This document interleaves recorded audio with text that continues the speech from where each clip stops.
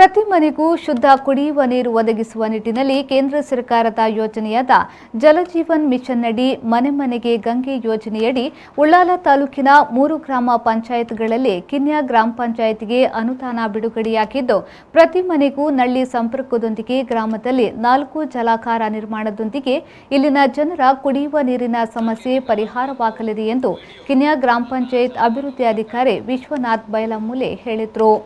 ಅವರು ಕಿನ್ಯಾ ಗ್ರಾಮ ಪಂಚಾಯತ್ ಕಚೇರಿಯಲ್ಲಿ ಜಲಜೀವನ್ ಮಿಷನ್ ಅಡಿ ಗ್ರಾಮಕ್ಕೆ ಕುಡಿಯುವ ನೀರಿನ ಸಂಪರ್ಕದ ಸಾಂಕೇತಿಕ ಶಿಲಾನ್ಯಾಸವನ್ನು ನೆರವೇರಿಸಿ ಮಾತನಾಡಿದರು। ಈಗಾಗಲೇ ಗ್ರಾಮ ಪಂಚಾಯತ್ನಲ್ಲಿ 1,000ಕ್ಕೂ ಹೆಚ್ಚು ಮನೆಗಳಿದ್ದು 518 ಮನೆಗಳಿಗೆ ನೀರಿನ ಸಂಪರ್ಕ ನೀಡಿದೆ।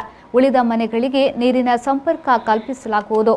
ಜಲಜೀವನ್ ಮಿಷನ್ನೊಂದಿಗೆ ಬಹುಗ್ರಾಮ ಕುಡಿಯುವ ನೀರಿನ ಯೋಜನೆಯಲ್ಲೂ ಕಿನ್ಯಾ ಗ್ರಾಮ ಪಂಚಾಯತ್ ನೀರಿನ ವ್ಯವಸ್ಥೆ ಮಾಡಿದ್ದು ಮುಂದಿನ ದಿನಗಳಲ್ಲಿ ಬಹುಗ್ರಾಮ ಕುಡಿಯುವ ನೀರಿನ ಯೋಜನೆಗೆ ಎತ್ತರದ ಪ್ರದೇಶದಲ್ಲಿ ನಿರ್ಮಾಣವಾಗಲಿರುವ ಟ್ಯಾಂಕ್ನಿಂದ ಜಲಜೀವನ್ ಮಿಷನ್ ಯೋಜನೆಯ ಜಲಾಗಾರಕ್ಕೆ ಸಂಪರ್ಕ ಕಲ್ಪಿಸುವ ಮೂಲಕ ಪ್ರತಿ ಮನೆಗೆ ಕುಡಿಯುವ ನೀರು ನೀಡಲು ಪಂಚಾಯತ್ ಬದ್ಧವಾಗಿದೆ ಎಂದು ಹೇಳಿದರು। ಯಾವುದೇ ತೊಂದರೆ ಉಂಟಾಗದಂತೆ 365 ದಿನವೂ ಪ್ರತಿ ಮನೆಗೆ ಆಯಾ ಜನಸಂಖ್ಯೆಗೆ ಅನುಗುಣವಾಗಿ ಎಷ್ಟು ನೀರು ಕೊಡಬೇಕಾ ಆ ಶುದ್ಧ ಸ್ವಚ್ಛ ಜಲವನ್ನು ನೀಡುವಂಥ ಒಂದು ಮಹತ್ವಾಕಾಂಕ್ಷಿ ಯೋಜನೆ 2025ರ ಒಳಗೆ ಇದನ್ನು ಸಂಪೂರ್ಣಗೊಳಿಸಬೇಕು ಅಂತೇಳಿ ನಮ್ಮ ದಕ್ಷಿಣ ಕನ್ನಡದಲ್ಲಿ ನಾವು ರಾಷ್ಟ್ರಾದ್ಯಂತ ಇದರ ಕಾರ್ಯಕ್ರಮಗಳು ಎಲ್ಲ ರಾಜ್ಯಗಳಲ್ಲೂ ಆಗ್ತಾ ಉಂಟು। ಸೊ ನಮ್ಮಲ್ಲಿ ಬಹುಶಃ ಉಳ್ಳಾಲ ತಾಲೂಕಿನಲ್ಲಿ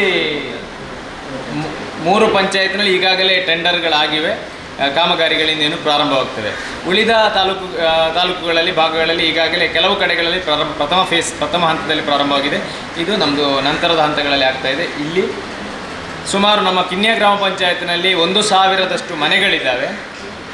ಅದರಲ್ಲಿ ಈಗಾಗಲೇ ನಾವು 518 ಮನೆಗಳಿಗೆ ಸಂಪರ್ಕವನ್ನು ನಾವು ಕಲ್ಪಿಸಿರುತ್ತೇವೆ। ಇನ್ನೂ ಸುಮಾರು 500ರಷ್ಟು ಮನೆಗಳು ಬಾಕಿ ಇದೆ। ಆದರೆ ಕೆಲವರಿಗೆ ಸ್ವಂತ ಬಾವಿ ಇದೆ, ಸ್ವಲ್ಪ ಜಮೀನಿದ್ದವರಿಗೆ ತೋಟದಲ್ಲಿ ಬಾವಿ ಇರ್ತದೆ, ಕುಡಿಯೋ ನೀರು ಶುದ್ಧವಾದ ನೀರು ಅವರಿಗೆ ಸಿಗ್ತಾ ಉಂಟು। ಆದರೆ ಸಣ್ಣ 2.5 ಸೆನ್ಸ್ ಅಥವಾ 5 ಸೆನ್ಸ್ನ ಈ ಮನೆಗಳವರಿಗೆ ನೀರನ್ನು ಒದಗಿಸುವಂಥ ಸ್ವಲ್ಪ ಭಾಳಷ್ಟು ಬೇರೆ ಪಂಚಾಯತ್ಗಳಷ್ಟು ಕಷ್ಟ ಇಲ್ಲ ಇಲ್ಲಿ, ಆದ್ರೂ ನಾವು ಕೊನೆಯ ಹಂತದಲ್ಲಿ ಬೇಸಿಗೆಯ ಕೊನೆಯ ಹಂತದಲ್ಲಿ ನಾವು ಕಷ್ಟವನ್ನು ಅನುಭವಿಸಿದ್ದೇವೆ।